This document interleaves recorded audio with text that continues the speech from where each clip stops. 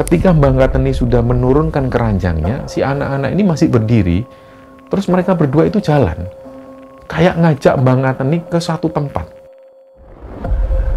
Jadi makanan-makanan itu ditutup dengan daun pisang.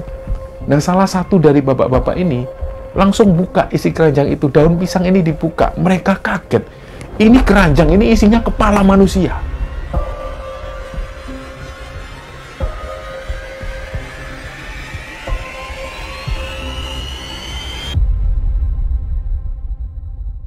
Bismillahirrahmanirrahim. Assalamualaikum warahmatullahi wabarakatuh. Sobat Kembara Sunyi dimanapun teman-teman berada.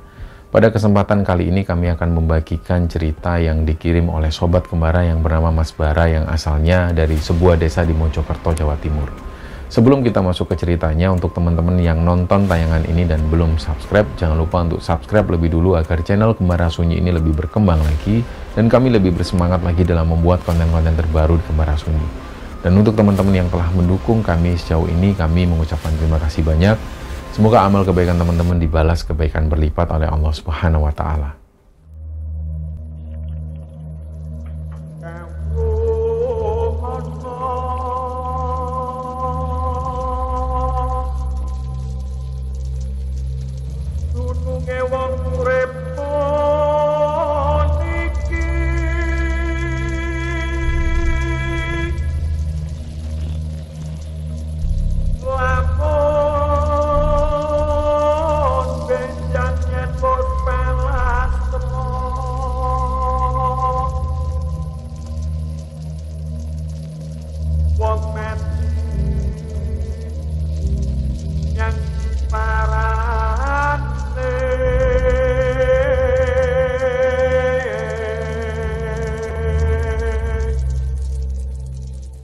Ya, cerita di episode kali ini teman-teman, cerita ini dibagikan oleh Sobat Kembara yang bernama Mas Bara. Mas Bara ini asalnya dari sebuah desa di Mojokerto, Jawa Timur. Jadi Mas Bara ini ingin membagikan pengalaman ketika beliau dulu masih SMP. Ini kisah ini pernah terjadi di tahun 1988. Waktu itu Mas Bara masih ingat betul, beliau duduk di kelas 1 SMP. Cerita ini begitu mengena, dan umumnya Mas Bara dan angkatan-angkatannya yang saat ini usianya sekitar 49-50 tahun itu masih ingat betul dengan cerita ini, meskipun kejadian ini sudah lama berlalu. Jadi Mas Bara ini tinggal di sebuah desa di Mojokerto yang dimana desanya ini berbatasan langsung dengan kabupaten yang lain. Jadi jaraknya itu hanya sekitar 3 kilo lah, sudah masuk kabupaten lain, yaitu Kabupaten Gresik. Nah, jadi waktu itu di sekitaran tahun 88, Mas Bara ini kelas 1 SMP, desanya itu masih belum masuk listrik. Orang-orang ini masih pakai lampu templok namanya, lampu minyak. Dan Mas Bara itu ingat orang tuanya ini punya warung di depan rumah. Jadi seperti layaknya rumah-rumah yang ada di desa, bangunan rumahnya orang tua Mas Bara itu ada 2 bangunan. Bangunan depan dan bangunan belakang, tapi nyambung. Nah, di bagian depan inilah yang difungsikan sebagai warung. Ya, di situ orang tuanya itu berjualan nasi, kopi, jajan-jajanan, dan sering jadi jujukan karena memang ya warungnya ini cuma satu-satunya di desa itu. Apalagi desanya kan terpencil. Contoh misalnya ketika ada orang baru pulang dari ladang mau ke rumah, pasti mampir lebih dulu untuk sekedar ngopi, bercengkrama dengan warga yang lain. Pokoknya jadi jujukan warung orang tuanya Mas Bara ini. Nah, di situ nggak jauh dari sana, kira-kira sekitar 3 kiloan, itu ada sebuah punden. Nah, punden ini dikeramatkan, di situ ada sebuah pohon kepuh namanya. Mungkin kalau teman-teman ada yang tahu pohon kepuh ini, silakan tulis di kolom komentar. Ada yang bilang kalau pohon kepuh ini memang seringnya dihuni makhluk-makhluk tak kasat mata seperti misalnya genderuwo. Nah, kalau kita bicara tentang pohon kepuh, banyaknya memang tumbuh di hutan-hutan. Dan kebanyakan memang seringnya itu tumbuh di pemakaman, apalagi di masa-masa lalu. Seringnya memang pohon ini ada di pemakaman. Dan menurut orang-orang sekitar, di daerah punden itu memang diangkerkan atau diwingitkan. Jadi setiap kali sore hari kalau anak-anak bermain di sana itu selalu dilarang sama orang tuanya. Nggak boleh sampai maghrib. Mereka selalu disuruh pulang.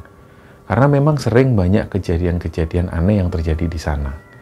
Misalnya ada penampakan sosok hitam atau mungkin ada anak kecil yang diganggu. Dan warga di sana waktu itu masih percaya betul ketika ada kejadian-kejadian yang di luar nalar, misalnya ada anak kecil yang hilang, nggak pulang sampai malam hari, mereka selalu mencari rame-rame. Mereka bawa obor, bawa lampu minyak, dan bahkan ada yang bawa petromak. Terus beberapa di antara ibu-ibu itu selalu membawa tampah. Tampah ini dipukul-pukulkan. Mereka percaya ini adalah salah satu cara supaya anak kecil ini dikembalikan oleh makhluk tak kasat mata tersebut. Dan memang beberapa kali ada kejadian semacam ini. Jadi di Punden itu sangat-sangat dikeramatkan sekali. Di situ namanya kalau orang-orang bilang ini adalah bulak. Bulak itu semacam tanah yang kanan kirinya persawahan atau bisa juga hutan. Di sanalah Punden ini berdiri.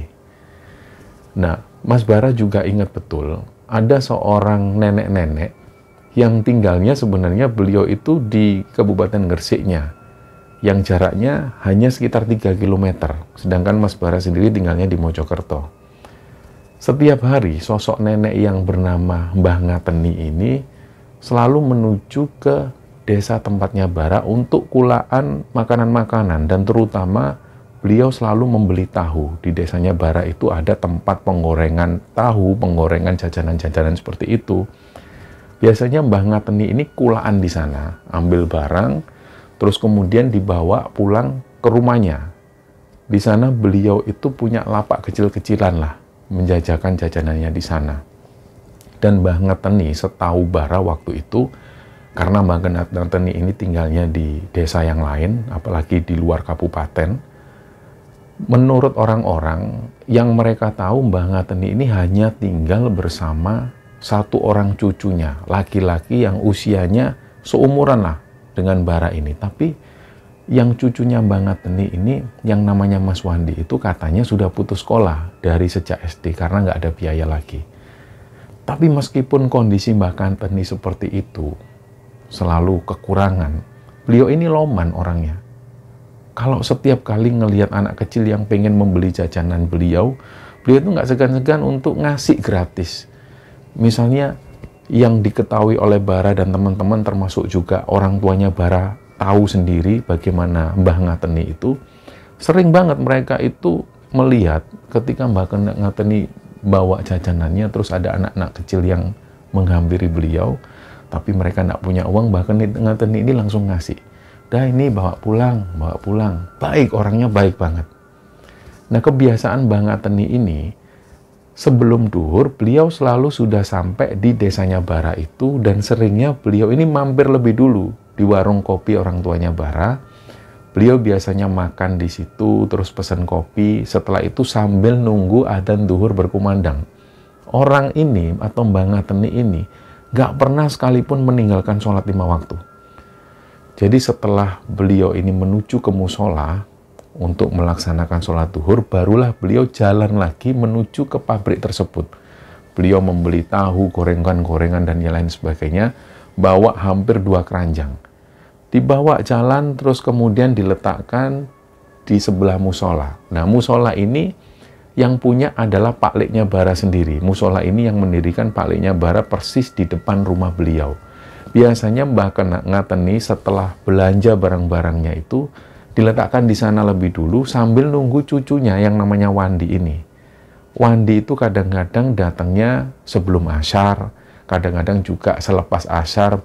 Si Wandi ini bawa sepeda ontel. Jadi setelah Wandi datang, keranjang-keranjang Mbah Ngateni itu dinaikkan di sepeda, terus kemudian mereka berdua pulang. Aktivitasnya sehari-hari seperti itu. Nah, suatu ketika Mbah Ngateni ini sudah datang lebih dulu sebelum duhur. Seperti biasa beliau pesan nasi, terus beliau pesan kopi, setelah itu beliau jalan menuju ke pabrik tahu ini.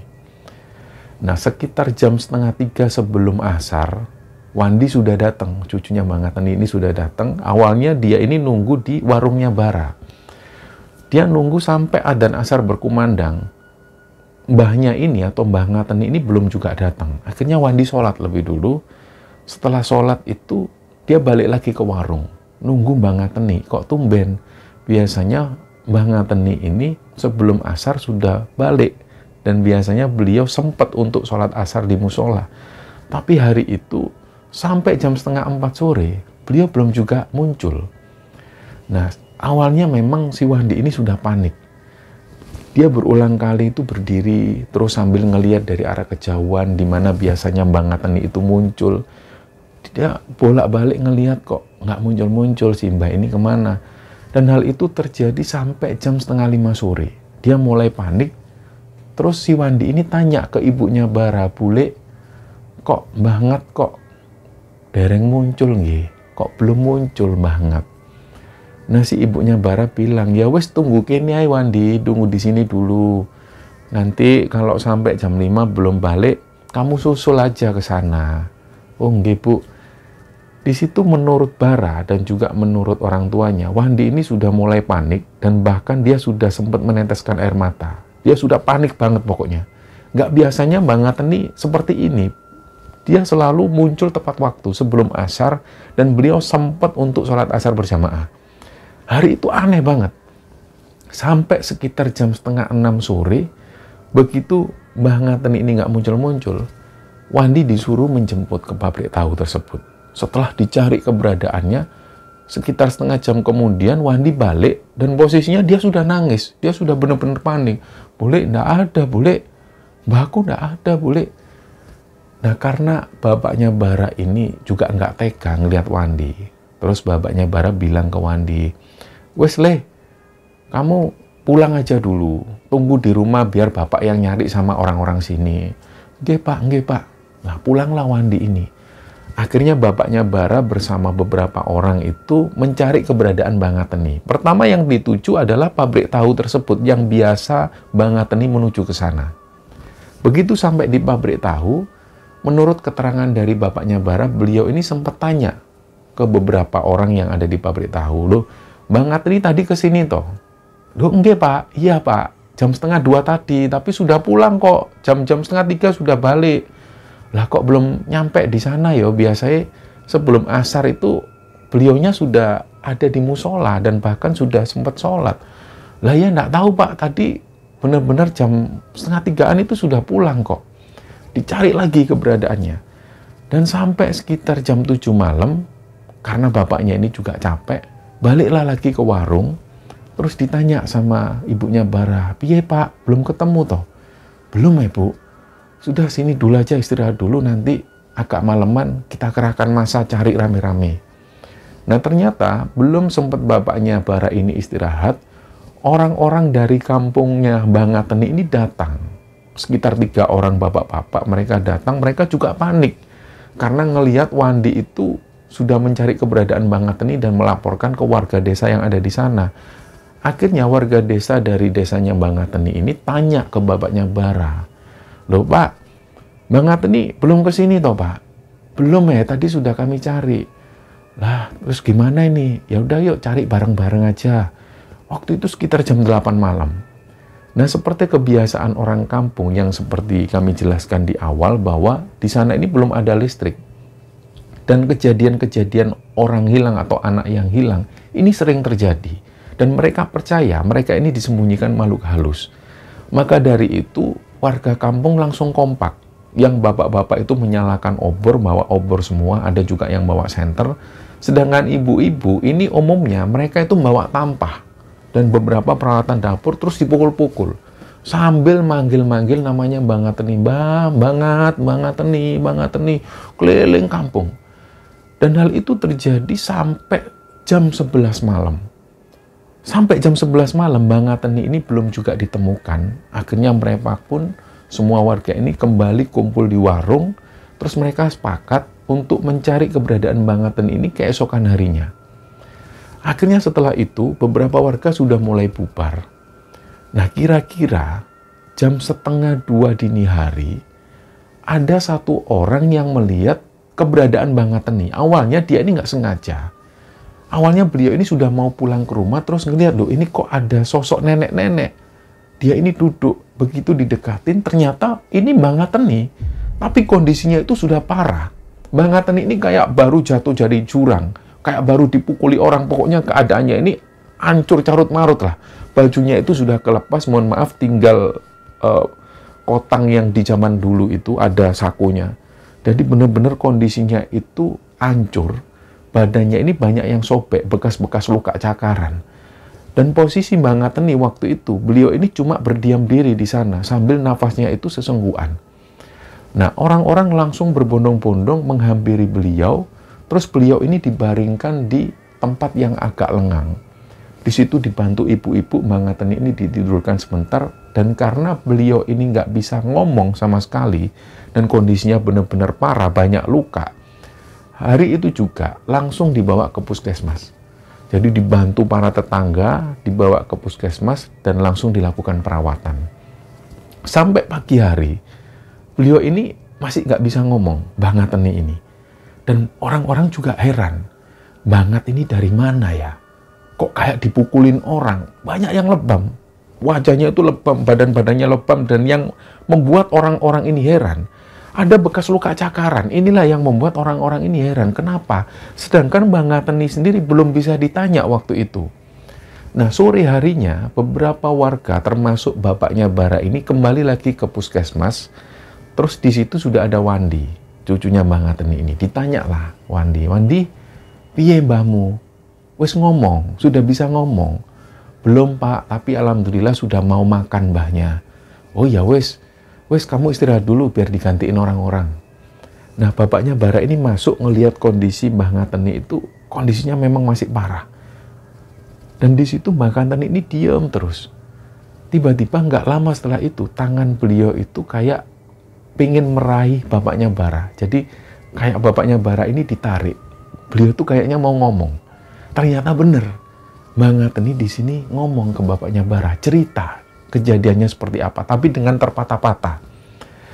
Ternyata Mbah Ngateni itu, di hari itu beliau memang menuju ke pabrik tahu. Seperti biasa, beliau ambil dagangan, 2 keranjang, terus dibawa jalan, itu sekitar jam 2:30 sore. Tiba-tiba sesampainya di sebuah punden, Mbah Ngateni ini diberhentikan oleh 2 orang anak kecil-kecil. Mbah, tumbas. Ya, beliau ini yang ada dalam pandangan Mbah Ngateni, ini 2 anak kecil ini ya memang normal, anak biasa. Karena Mbah Ngateni juga suka dengan anak kecil, beliau pun berhenti. Ayo tumbas opo, beli apa ini? Nah, disinilah mulai ada keanehan. Si anak ini nggak mau jongkok. Ketika Mbah Ngateni sudah menurunkan keranjangnya, si anak-anak ini masih berdiri. Terus mereka berdua itu jalan. Kayak ngajak Mbah Ngateni ke satu tempat. Akhirnya mau nggak mau Mbah Ngateni angkat lagi lah keranjang-keranjangnya itu, diikuti 2 orang anak kecil ini kemana. Terus dibawa masuk, yang Mbah Ngateni ingat, di belakang punden itu hutan. Dan hanya ada tanah-tanah dan juga persawahan. Tiba-tiba dia terus masuk, 2 orang anak ini. Mbah Ngateni ngikutin terus. Nggak lama setelah itu barulah Mbah Ngateni ini lihat di situ ada sebuah perkampungan. Di situ Mbah Ngateni ini sudah kaget, loh kok ada perkampungan ya?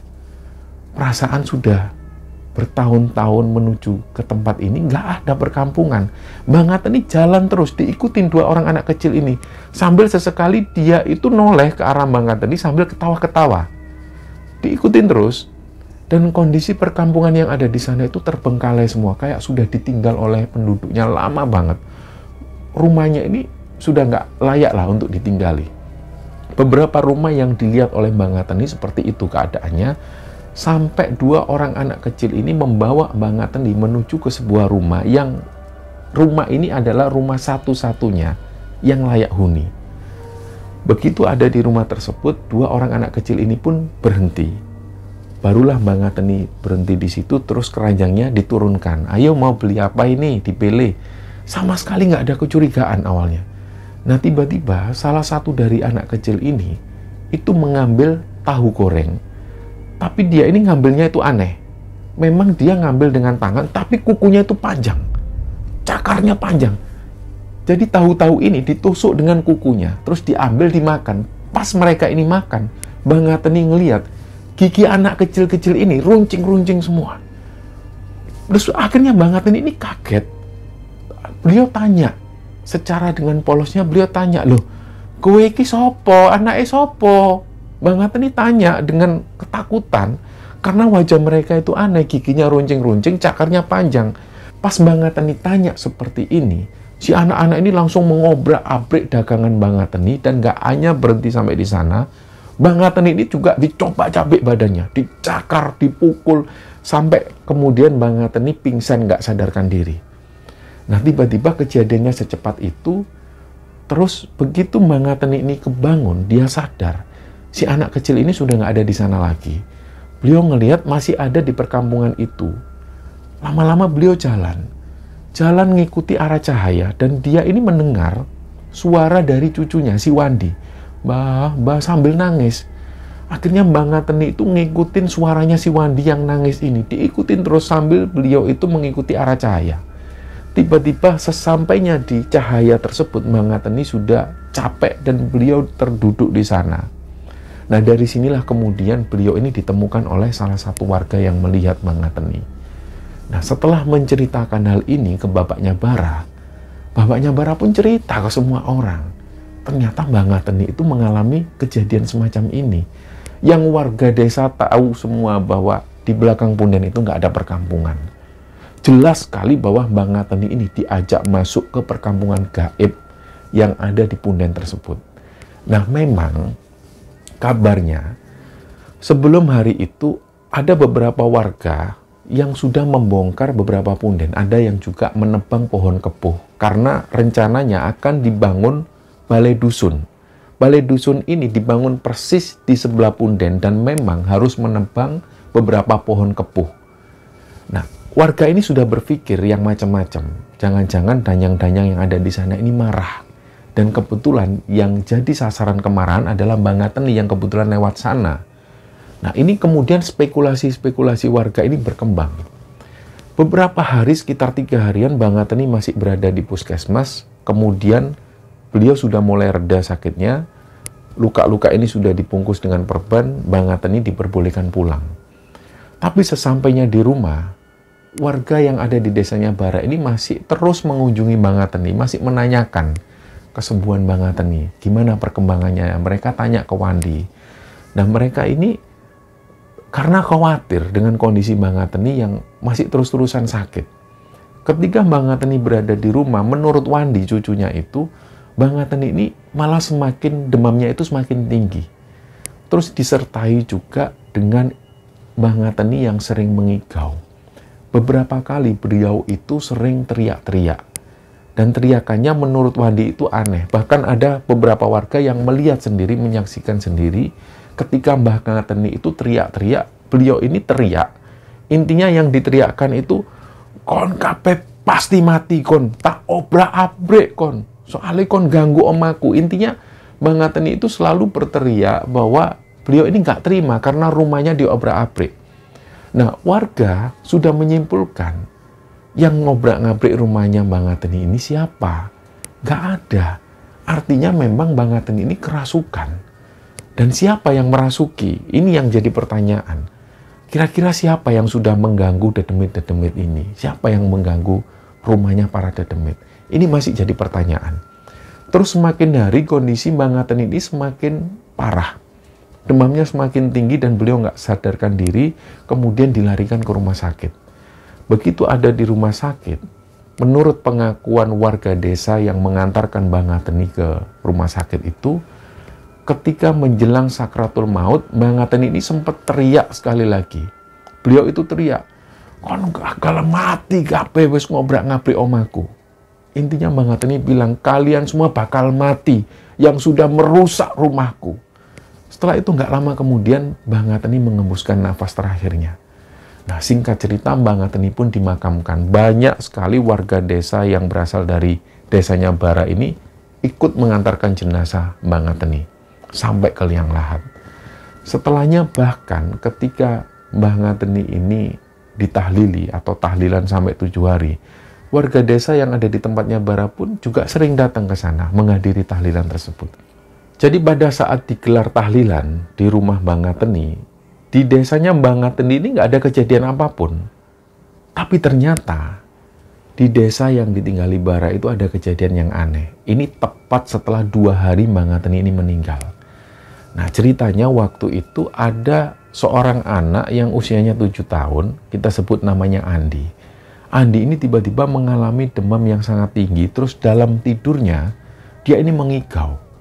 Tiba-tiba dibangunkan sama ibunya, Di, tangi, Di. Ketika Andi ini bangun, Andi itu nafasnya ngos-ngosan. Dia ini benar-benar kayak mengalami mimpi buruk banget. Dia langsung cerita ke ibunya, Bu, Pak Yanto loh, Bu, dipateni ambek mbah, Bu. Dia bilang bahwa Pak Yanto ini dibunuh oleh nenek-nenek. Nah, awalnya si ibunya Andi ini memandang mimpi anaknya ini hanya sekedar mimpi. Ternyata keesokan harinya ada berita kematian. Ternyata yang meninggal ini adalah Pak Yanto. Pak Yanto itu dikabarkan oleh keluarganya beliau meninggal secara mendadak. Gak mengalami sakit, gak mengalami apapun, tiba-tiba beliau jatuh dan langsung ketika dicek, Pak Yanto ini meninggal. Jadi meninggalnya itu mendadak. Terus kemudian ibunya Andi ini mulai cerita ke beberapa warga bahwa Andi sebelumnya itu mimpi kalau Pak Yanto ini dibunuh oleh seorang nenek-nenek. Tapi nenek-nenek itu siapa? Nggak jelas. Masih jadi pertanyaan. Terus akhirnya kira-kira 2 hari setelah itu, seperti biasa di desa itu selalu digelar ronda di malam hari. Yang jaga selalu bergantian. Ada 4 orang bapak-bapak yang jaga di pos ronda.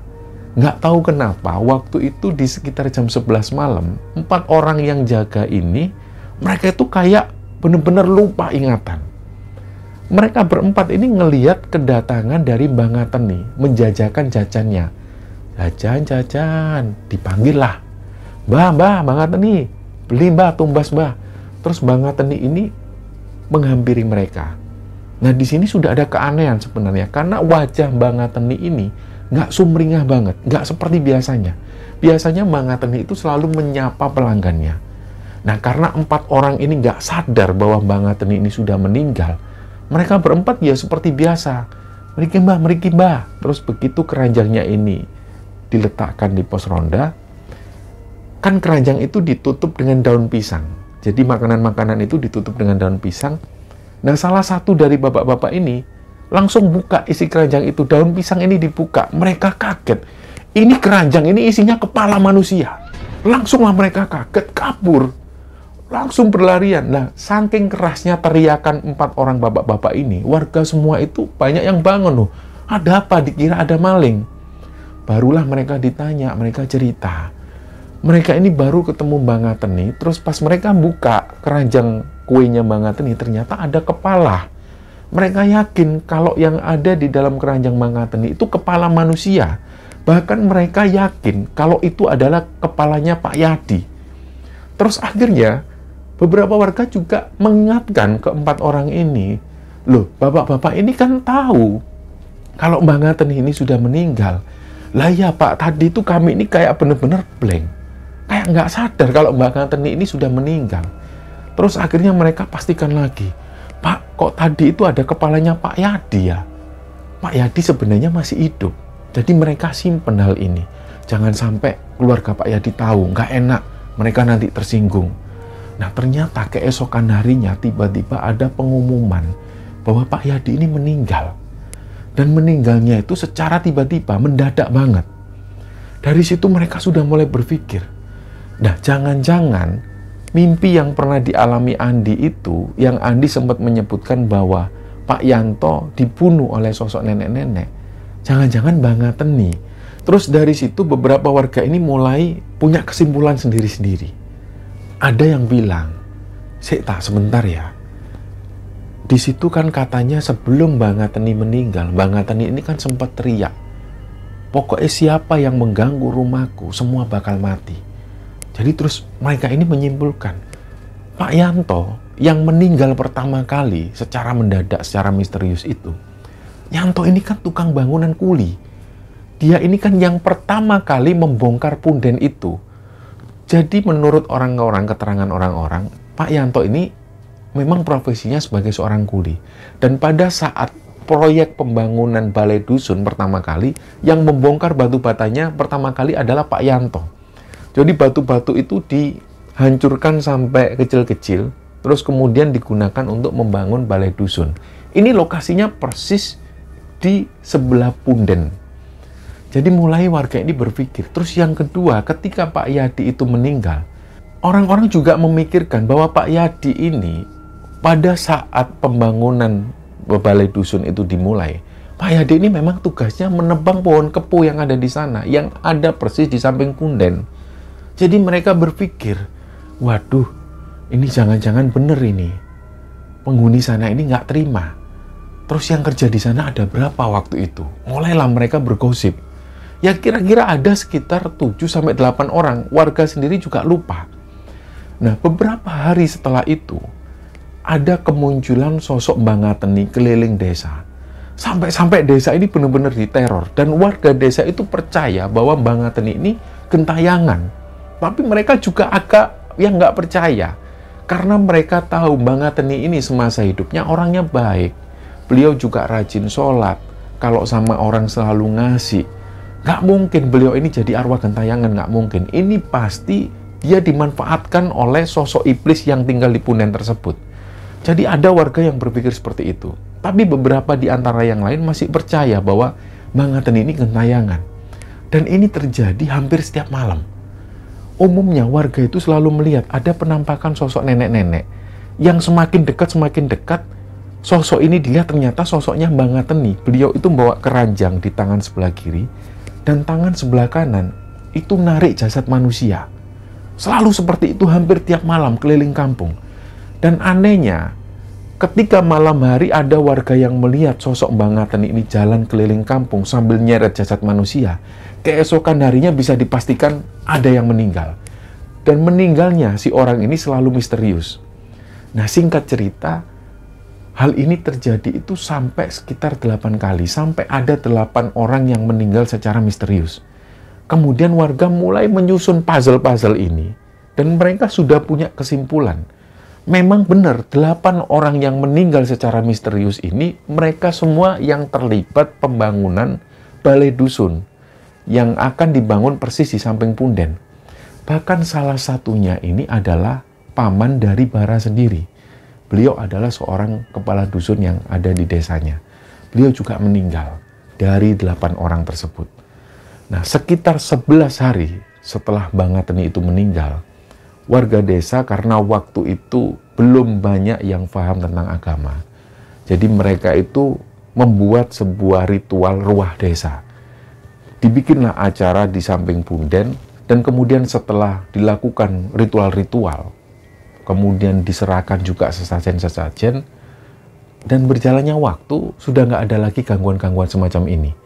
Dari situlah banyak warga yang percaya bahwa Mbak Ngateni ini difitnah oleh sosok iblis yang tinggal di Punden tersebut. Sebenarnya Mbak Ngateni ini nggak mungkin gentayangan. Orang yang sudah meninggal, ya sudah. Dia dengan urusannya sendiri di alam yang lain. Apalagi mereka tahu bahwa Mbak Ngateni ini orangnya selama hidup itu baik. Beliau sholat 5 waktu. Bahkan banyak saksi yang mengatakan Mbak Ngateni ini orang baik. Beliau selalu ngasih kalau kepada orang yang nggak punya, apalagi pada anak-anak kecil yang pengen dagangannya. Beliau ngasih. Beliau ini baik dan nggak mungkin gentayangan. Jadi semua pada akhirnya disimpulkan ketika semua orang ngelihat Mbak Ngateni jalan keliling desa sambil menyeret jasad jenazah. Mereka bisa menyimpulkan ini adalah perbuatan iblis yang memang mengacau desa tersebut. Karena mereka nggak terima ketika pohon kepo itu ditebang dan ketika rumah mereka ini dihancurkan, mereka nggak terima. Dan sampai cerita ini diturunkan, balai dusun tersebut ini masih ada di sana. Dan sebenarnya Mas Bara juga mengirimkan foto-foto Punden dan juga balai dusun kepada kami. Tapi setelah kami berpikir, maka foto-foto ini akan kami simpan sendiri karena untuk menghindari fitnah. Karena sampai hari ini Mas Bara juga masih tinggal di desa tersebut. Dan di desa ini, di belakang balai dusun itu, di mana Punden ini berdiri, sampai sekarang masih banyak orang-orang yang ketika mau menggelar acara khitanan, acara kawinan, mereka selalu berbondong-bondong ke sana untuk menggelar sebuah acara ritual. Nah, Semoga kisah ini bisa menghibur teman-teman sekalian dan semoga kisah ini bisa kita ambil hikmah dan bisa kita ambil pelajaran di dalamnya. Mohon maaf kalau ada salah-salah kata. Wassalamualaikum warahmatullahi wabarakatuh.